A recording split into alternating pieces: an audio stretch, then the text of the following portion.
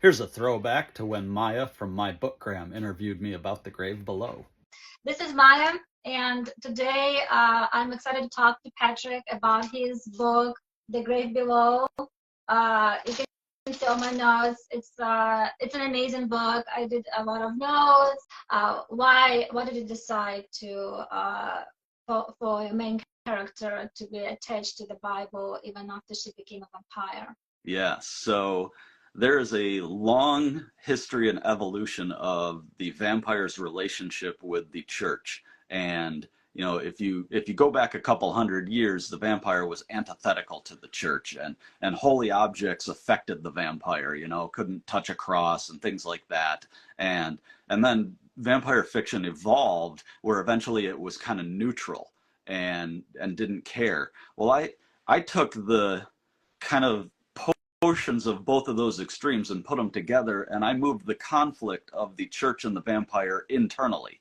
And so she is devoutly religious, and her vampirism is not her strength, it's her weakness. She's a slave to it and is habitually addicted to this sin of drinking blood and killing people. And so she's constantly going back to her faith, repentant of that, but caught in this vicious cycle. And so there's an inner demon story to this character. And then she did tell Ryan that I believe she has no chance for salvation. Yeah.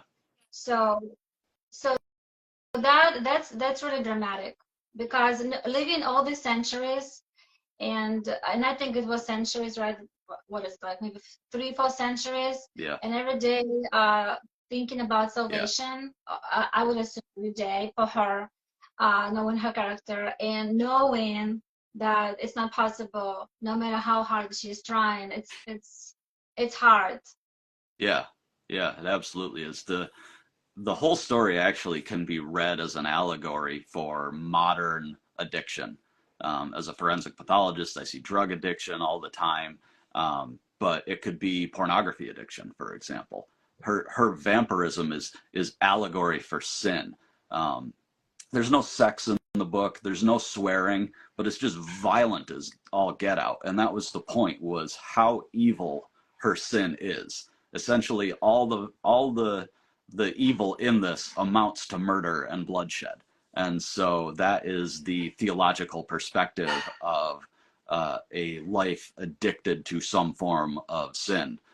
So that's really what I was getting at, was her internal struggle there, and the supportive characters around that are different worldviews that she's interacting with.